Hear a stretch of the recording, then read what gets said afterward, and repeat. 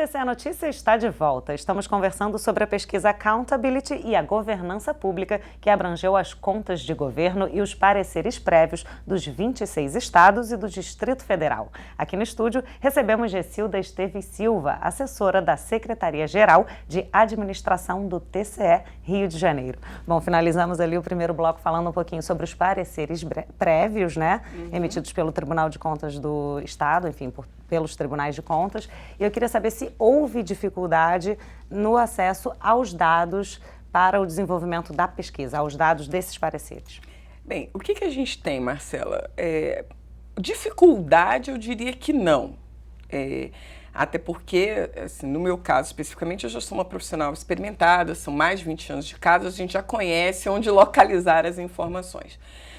O que aconteceu na pesquisa foi que, infelizmente, a gente percebeu que alguns tribunais não tinham ainda os dados divulgados até o término desse trabalho. Isso não significa que o parecer não existia, isso não significa que o parecer não tinha feito, simplesmente que o parecer não havia sido divulgado.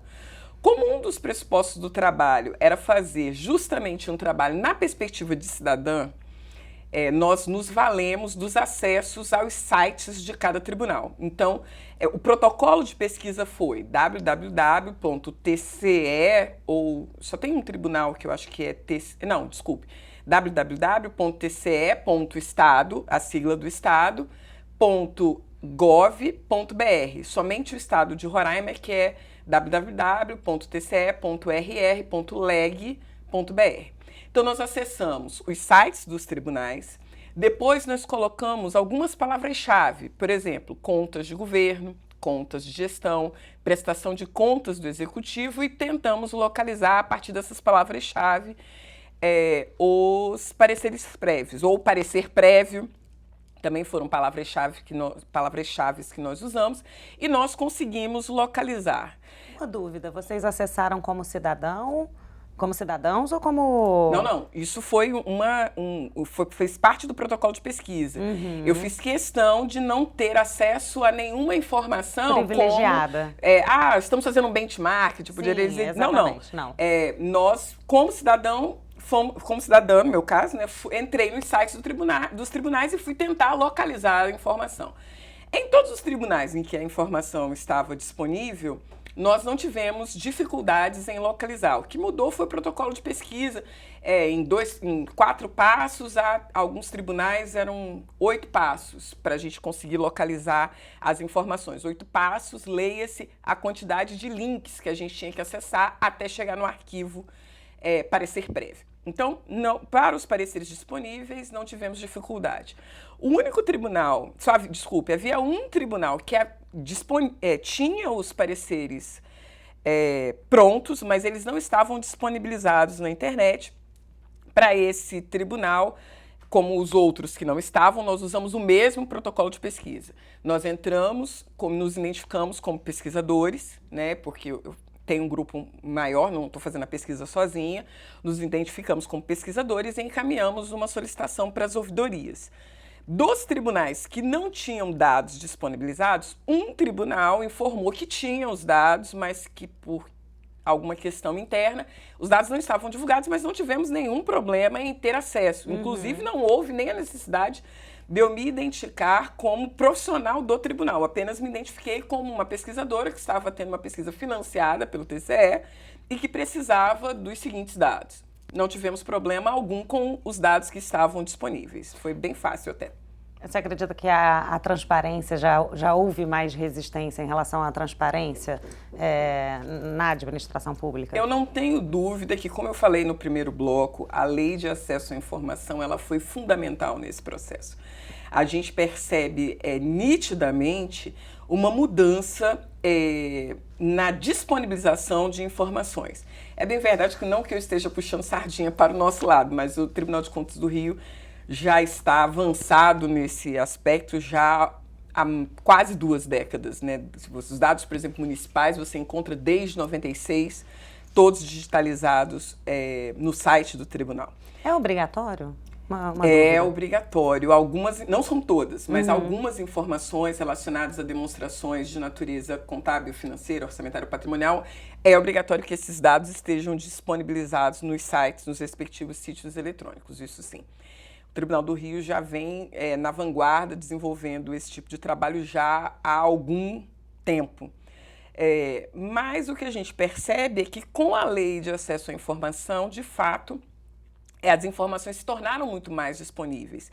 Então, até mesmo a resistência a determinadas informações, que as pessoas diziam, não, isso é sigiloso, isso é de caráter reservado, essas informações estão caindo, porque quando a gente está falando de administração pública, é público, como o próprio nome já está dizendo, a administração é pública, a informação é pública, os dados são públicos. Então, o que a gente percebe é que as informações relacionadas à gestão estão cada vez mais amplamente divulgada nos sítios eletrônicos de diversos órgãos e entidades da administração. Bom, isso é uma notícia muito boa, por sinal. É verdade. Quais são as principais conclusões aí da pesquisa? Olha, a pesquisa, ela é bem interessante, né? Então, vamos retomar um pouquinho lá a metodologia que a gente desenvolveu. A gente utilizou uma metodologia adotada pelo professor Arlindo Rocha, né, que ele trabalha dois aspectos da accountability, que ele chama de accountability formal e a accountability substantiva. Na accountability formal, ele vai trabalhar aspectos de natureza legal, por exemplo, se está publicado, se está divulgado, se houve responsabilização em caso de irregularidades,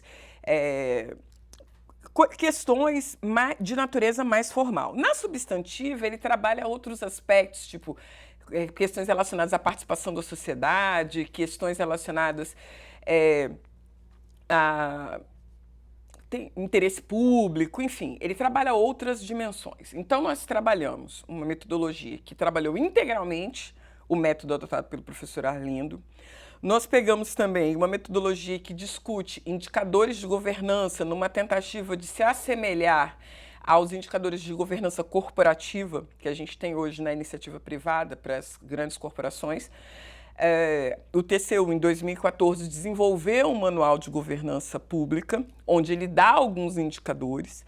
Como nós estávamos utilizando apenas o elemento documental, ou seja, o parecer prévio, que é um documento, a gente entendeu que todos os elementos indicados nesse manual não fariam sentido, então nós elegemos algumas questões relacionadas à governança também como indicadores, e aí criamos um indicador que tem a ver com as funções de governo. O que a gente fez? Nós selecionamos as principais funções de governo, saúde e educação, não podem faltar, e pegamos, guardadas as devidas proporções, porque os sociólogos vão querer me bater, mas eu tinha que ter alguma forma de ter algum critério de escolha, nós pegamos em alguma medida lá funções de governo que estivessem associadas à pirâmide de necessidades do ser humano de Maslow, e aí incluímos as questões da função saúde, a função segurança, a função habitação, foi saúde, educação, segurança, transporte e habitação, se não me falha a memória. E aí, para essas funções, nós verificamos se haviam determinadas informações com relação aos gastos, com relação à origem de recursos, auditorias, etc. E aí desenvolvemos uma modelagem. Com base nessa modelagem, nós percebemos que, em geral, no Brasil, os tribunais de contas raramente potencializam a sua capacidade de accountability e governanças públicas, porque a gente percebe a ausência de algumas informações importantes nos pareceres. Talvez porque os pareceres tenham uma característica de natureza mais contábil e financeira mesmo, e a gente entende que essa é a informação premente, e também porque a própria Constituição Federal estabelece uma dissociação na análise de documentos relacionados à gestão. Então, ela dá documentos relacionados ao chefe do Poder Executivo, que é chamado de parecer prévio, e estabelece que os tribunais de contas devem fazer o julgamento das prestações de contas dos ordenadores. Então, o que a gente percebe é que como há dissociação de informações, às vezes os pareceres não evidenciam elementos que estão nas prestações de contas dos ordenadores. Mas a gente percebe também, né, foi uma conclusão, uma oportunidade de melhoria significativa, de contribuição bastante efetiva. Com o resultado dessa pesquisa, é possível apontar melhorias para os outros tribunais ou não é essa, essa a intenção da pesquisa? Não é esse o intuito. Tanto que os dados, né, o Tribunal de Contas, a Escola de Contas e Gestão do Tribunal vai estar lançando até o final do ano uma revista com os artigos. A gente apresenta, inclusive, os dados consolidados. A gente não dá os dados por região. Né? Nesse trabalho, a gente tem um mapeamento das regiões que são mais accountable, se é que eu posso dizer assim, e tem maior propensão a ter um instrumento que contribua mais significativamente para o processo de governança. Isso para a região é ótimo, para né? Para os representantes. Com certeza. Mas o objetivo da pesquisa não era evidenciar um trabalho segregado. O objetivo da pesquisa era mostrar um mapeamento dos tribunais. Então, a gente percebe que, principalmente, divulgação de informações relacionadas aos serviços, se eles estão funcionando, se não estão, os aspectos relacionados à melhoria é um aspecto importante que a gente percebeu que poucos tribunais divulgam. As questões relacionadas às auditorias feitas para determinadas funções de governo, no caso, as que nós elegemos, identificando as principais irregularidades ou impropriedades.